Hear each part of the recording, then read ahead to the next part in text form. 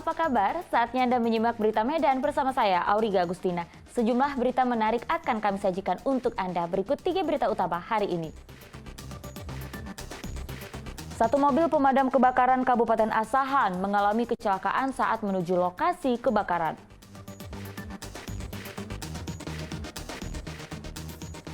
Truk tabrak minibus di Kabupaten Toba. Seorang polisi tewas dalam kecelakaan tersebut.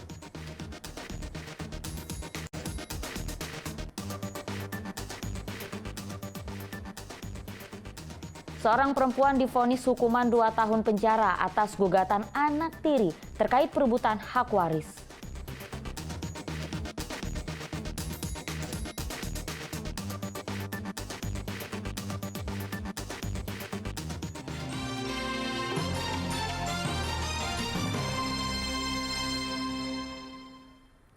Kita ke informasi pertama, satu mobil pemadam kebakaran Kabupaten Asahan mengalami kecelakaan saat melaju menuju lokasi kebakaran di Desa Seilama. 6 personil luka-luka, evakuasi salah seorang korban terhimpit badan mobil berlangsung dramatis.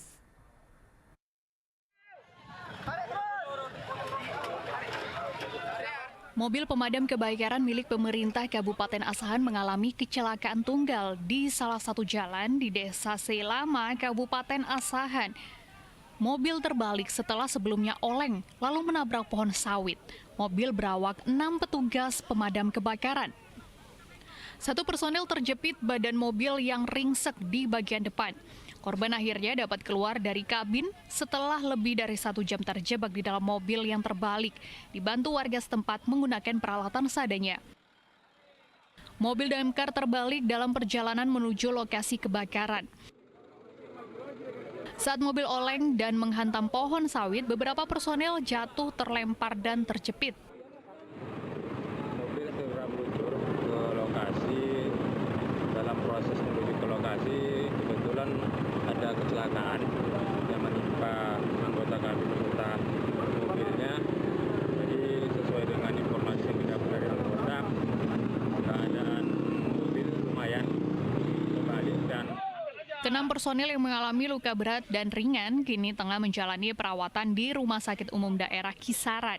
Sedangkan penyebab pasti kecelakaan tunggal ini masih dalam penyelidikan. Tutia Lewe Lubis melaporkan dari Kabupaten Asahan. Insiden kecelakaan terjadi di Jalan Lintas, Sumatera, Kabupaten Toba. Sebuah truk tabrak minibus. Sang korban yang beroperasi sebagai polisi tewas akibat kecelakaan tersebut.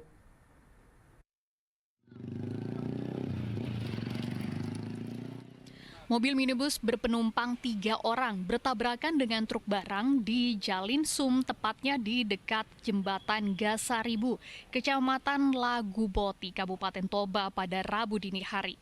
Satu orang diketahui adalah seorang polisi dari Polres Humbang Hasundutan, Ibtu Henry Dunan.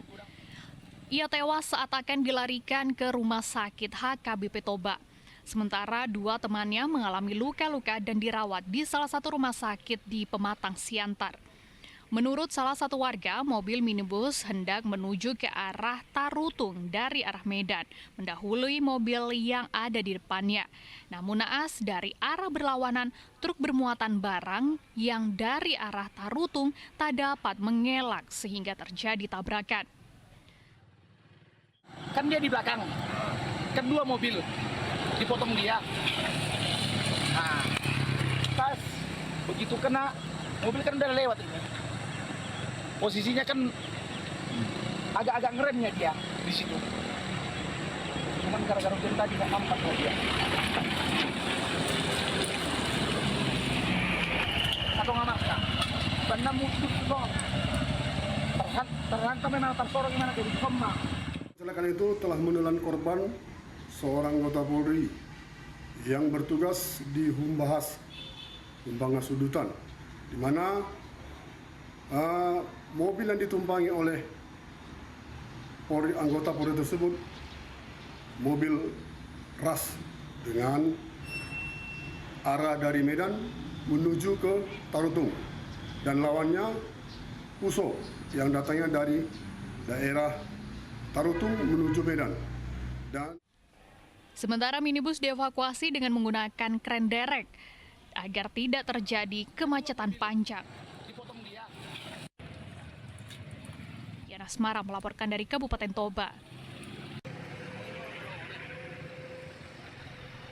Truk gandeng bertabrakan dengan truk bertona seberat terjadi di Labuhan Batu Utara. Seorang pengemudi tewas di tempat dengan kondisi terjepit. 2 penumpang lainnya luka ringan. Truk trailer gandeng terlibat kecelakaan dengan truk kol diesel di Jalan Lintas Sumatera, Medan Rantau Prapat, Desa Kampung Pajak, Labuhan Batu Utara. Warga berupaya mengevakuasi jasad Andre, pengemudi truk kol diesel yang tewas di tempat dengan posisi korban terjepit badan truk. Sementara 2 penumpang lainnya mengalami luka ringan dibawa ke Rumah Sakit Umum Daerah Rantau Prapat. Hasil pemeriksaan polisi sementara, kecelakaan disebabkan truk trailer datang dari arah Rantau Prapat menuju Medan, tergelincir sehingga melintang di badan jalan. Saat bersamaan, melaju dari arah berlawanan truk yang dikemudikan korban, menghantam bagian samping trailer. Diduga sopir trailer hilang kendali karena jalanan licin akibat hujan. Usai kecelakaan, pengemudi truk trailer kabur. Memakan badan jalan. Kemudian polisial langsung menabrak di pas tangki tersebut, sehingga mengakibatkan 1 orang meninggal dunia. Sedangkan supir trailer tadi, saat ketika api kepolisian, supir sudah tidak ada di tempat.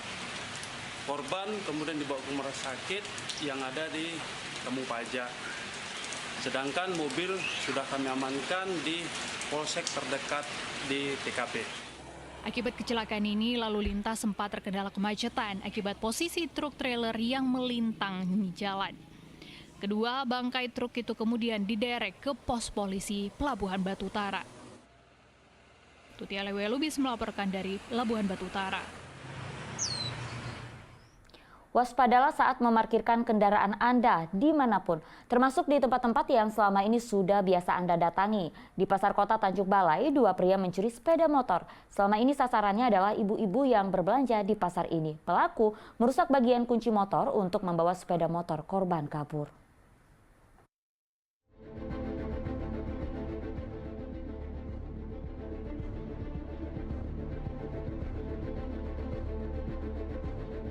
Aksi pencurian motor oleh 2 pria ini terjadi di Pasar Suprapto Kota Tanjung Balai. Keduanya mengincar motor milik ibu-ibu yang tengah berbelanja ikan segar. Polsek Tanjung Balai Utara menangkap kawanan pencuri sepeda motor di pasar berdasarkan rekaman CCTV dari beberapa kios di pasar tersebut. Kedua tersangka masing-masing yaitu Afrizal Samosir dan Ibrahim. Mereka dibekuk di rumah masing-masing. Keduanya tidak menyangka aksi pencurian di pasar bakal terkuak.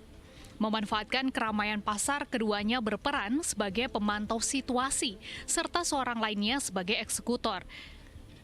Mereka berpura-pura sebagai pemilik motor yang terparkir, dan tersangka Afrizal Samosir membongkar sarang kunci motor hanya dengan menggunakan gunting.